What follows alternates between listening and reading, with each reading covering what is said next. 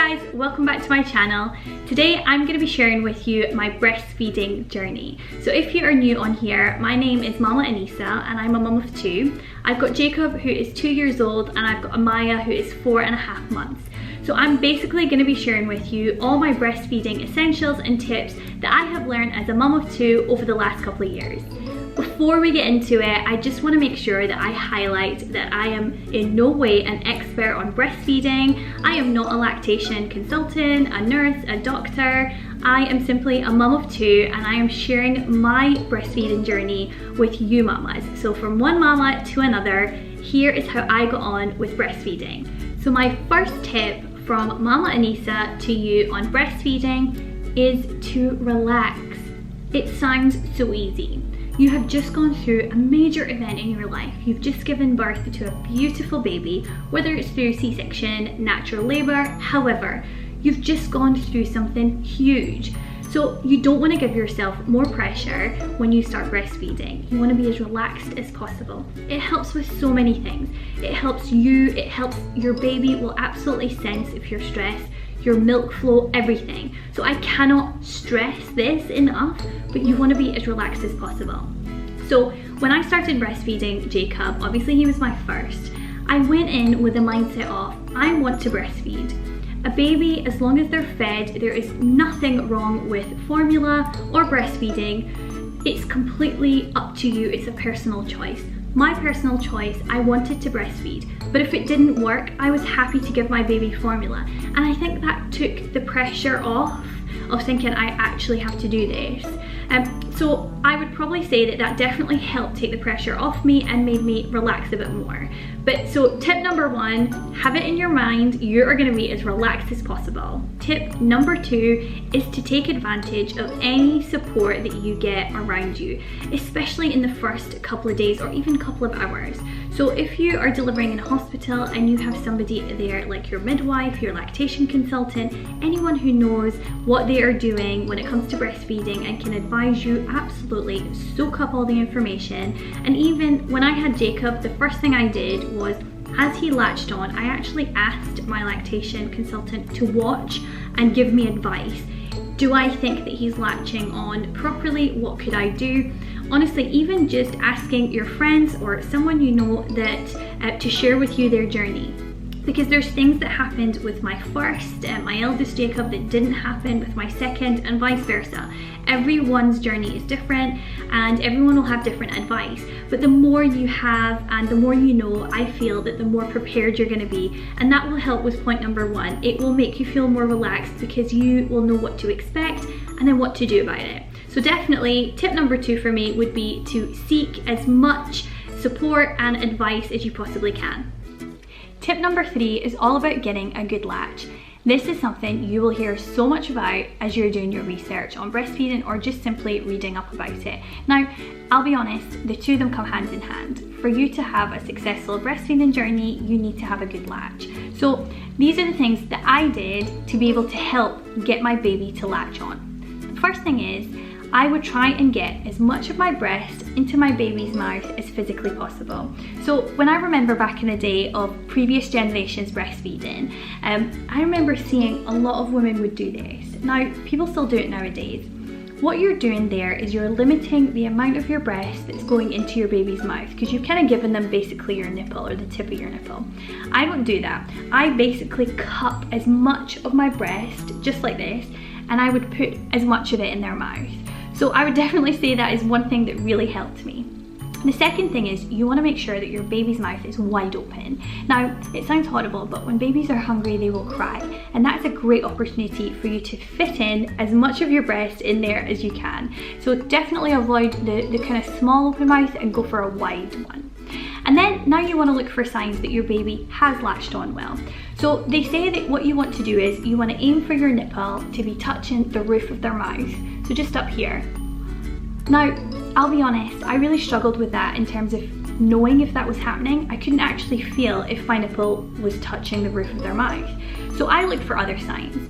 One of the signs I looked for was their jawline moving. So as they're sucking, you will see this part of their jaw move. The next thing is you want to aim for big round cheeks. So if you see your baby like this, then you want to change that. You want big, fat, round cheeks. The obvious one is them swallowing. So you will hear my babies would suckle, suckle, suckle, and then swallow. So that's another indicator. And then the final one is just checking how many wet nappies your baby is producing a day. So you want to aim for 5+ onwards for a newborn, and that's an indicator that your baby is feeding and getting enough milk. Because I think with breastfeeding, the one tough thing is knowing how much milk your baby's getting. The way that I gauged it was wet nappies, and also we have a milestone check with the pediatrician to check their weight. So you would know with the midwife or with through your doctor whether your baby is regaining the weight that they lost post-birth. So that's another indicator for you to know that your baby is getting enough milk. Point number 4 is all about positioning. So I'm going to talk about 2 things when it comes to positioning. The first thing is a rule of thumb that really helped me was to always remember to have your baby's belly button or belly facing the food. What does that mean? So I made a very typical mistake that a lot of people make, was I held my baby just like this, and then I started to expect to turn their head towards my breast. So their belly button was facing up the way and I'm turning their neck. Now, if you think about it yourself, you're basically laying them like this and then expecting their head to turn and then feed.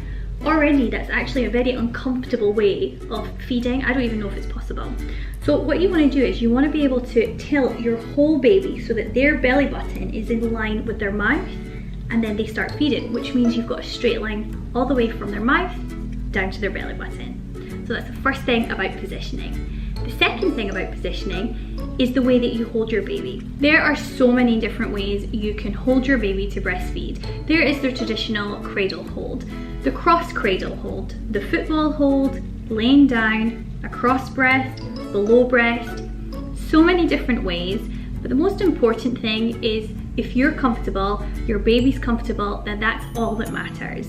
For me, I always held them with the cradle, traditional cradle hold. It just helped my posture. I could sit back, I held the baby, and remember, bring the baby to you.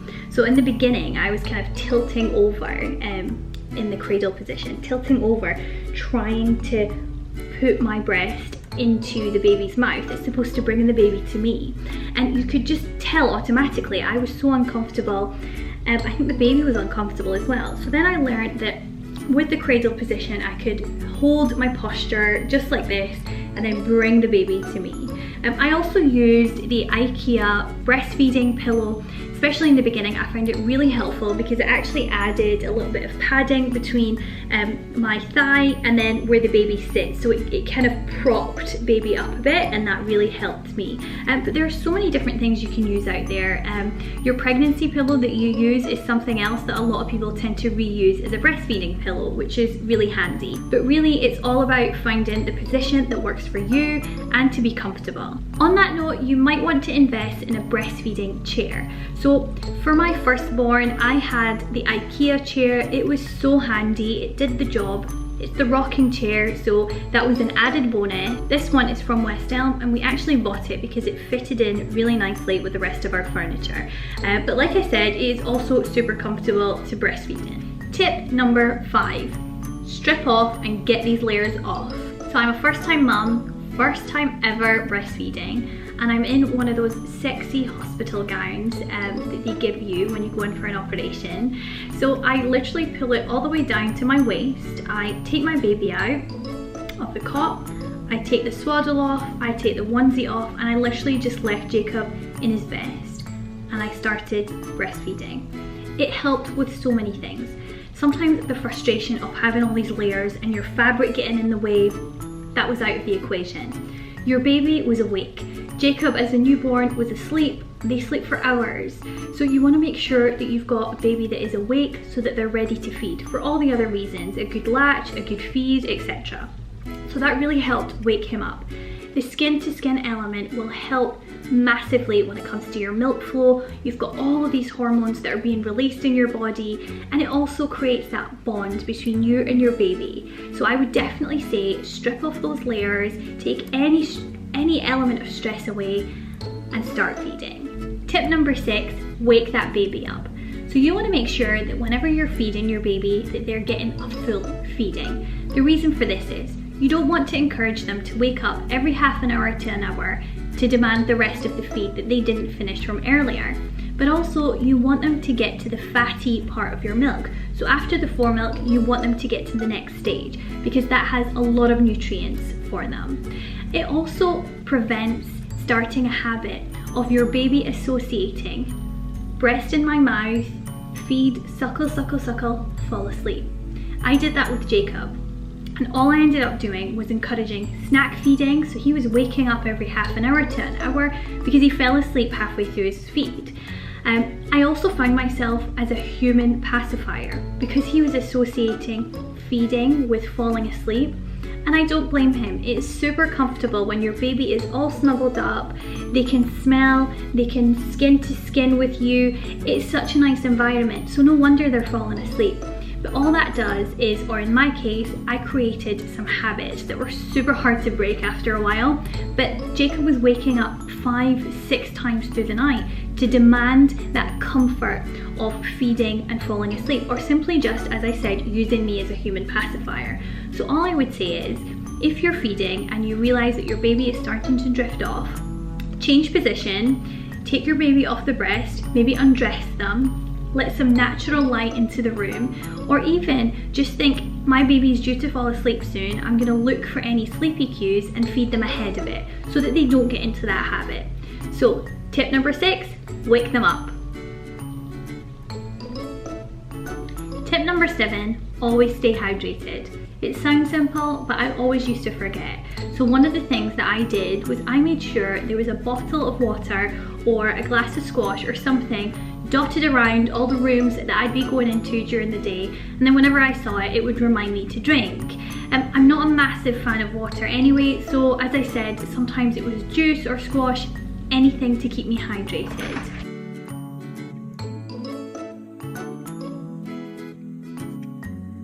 Tip number 8 is make sure you're eating and you're keeping your calories up. Every day you could be burning anything from 200 to 500 calories through breastfeeding.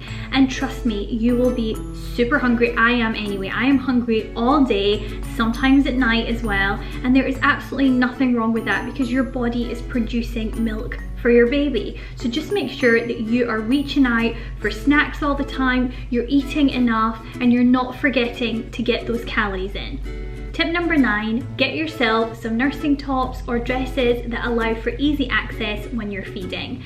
I found, especially at the beginning, the last thing I needed when I was still mastering the art of breastfeeding is a top that was difficult to remove, too many buttons, or a layer that I had to take off when I was breastfeeding my baby, especially in public. When you're feeding in public for the first time, you want it to be as stress-free as possible. So you've got maybe your baby's crying, you've just found yourself a nice comfortable seat somewhere quiet, and then the next thing you're having to undo all these layers. So definitely remove the stress and the hassle and get yourself some nursing tops. And for my final tip, guys, whether you decide to breastfeed, whether you decide to breastfeed for a couple of hours, a couple of days, or years, just make sure you're enjoying every moment of your journey, because I cannot stress how quickly time flies by with a newborn. So I cannot believe, I feel like I've blinked and Amaya's turned 4.5 months already. And also remember, whether you decide to breastfeed, bottle feed, combination feed, however you decide to feed your baby, you are still the best mum for those babies. So that's the end of our video today, guys. I hope you enjoyed watching. If you did, then please give us a big thumbs up. And if you haven't already subscribed to my channel and you would like to see more videos from us, it's completely free. All you need to do is click on the subscribe button below, and we look forward to seeing you in our next video. Bye bye bye. Can you say bye? Bye.